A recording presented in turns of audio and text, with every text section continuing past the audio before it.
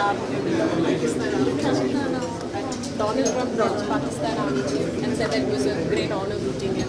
How do you look at it? Look, I have not seen the outcome after the meeting. I understood that apparently, according to the White House, this general had said that the president should get the Nobel Peace Prize and so on. And he was rewarded with a lunch. I'm very pleased that I hope the food was good and that he has also got some food for thought in the process.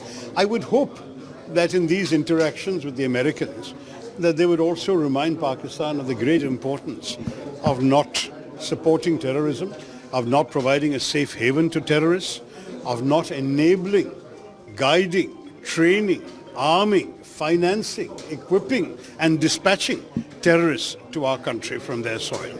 This is something which some of the American senators and congressmen who met the Pakistani delegation that was there at the same time that my delegation was there did do. They did tell Pakistan all of this.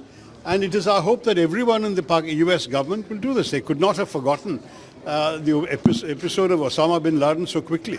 Osama bin Laden killed over 2,000 people in the 9/11 attacks. And he did so on American soil. He destroyed 2 iconic American buildings. Large numbers of American citizens and those of many other nationalities lost their lives.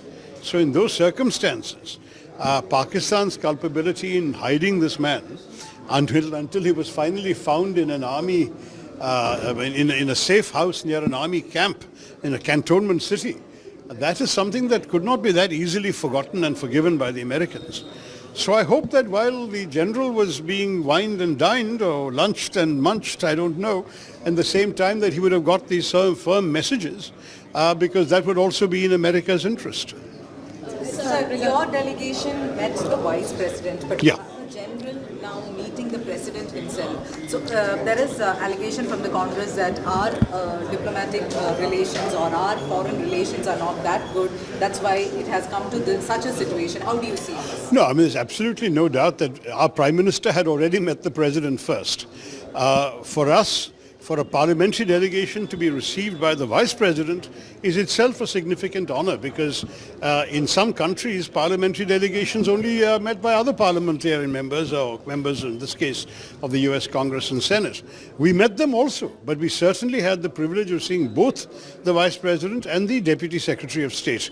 And in both cases, we gave exactly the message that you have heard the Prime Minister now giving to the President. So not only was this message already received from our delegation, but it was received and accepted without any demur, disagreement or argument by the Vice President and by the Deputy Secretary of State. They fully understood exactly where we were coming from. You know, the question about mediation is something that I have answered to all of you in the past. Mediation implies equivalence, and there is no equivalence between terrorists and their victims. There is no equivalent between a state that dispatches terrorists and a state that repels them. There is no equivalence between a state from which attacks are conducted and a state that is exercising its right of self-defense. And where there is no equivalence, there can be no mediation. The question is academic. Furthermore, in the case of Operation Sindoor, from day one, India had made it very clear that this was a strike of retribution against terrorists. At no stage did India ever imply it was the opening salvo of a protracted war.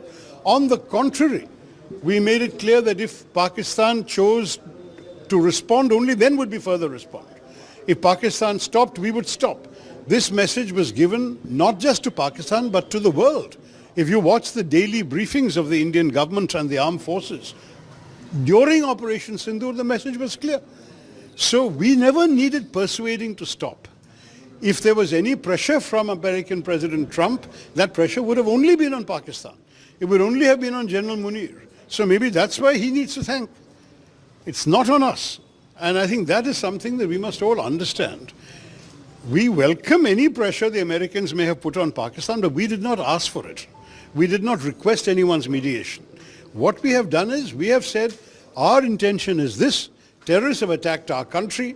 We are tired of just only dealing with them on our soil. We are now going to deal with them where they are based, and we are going to hit their bases. If Pakistan wants to rise in defense of terrorists and hit us, we will hit them back. If Pakistan stops, we will stop. Every single day, this was our message. Pakistan offered to stop, we stopped. I don't see any issue there of requiring mediation or requiring pressure on us. And when we explained this in our meetings, it was fully understood. Absolutely fully understood. And I can assure you that what the Prime Minister is now reported to have said is the message that we ourselves had given. I personally spoke to the Vice President in the meeting. We have been very diplomatic and correct in not saying all this publicly, but now today I can reveal it. It is something that we have already conveyed, and there is no doubt at any level of the US administration where India stands on this matter.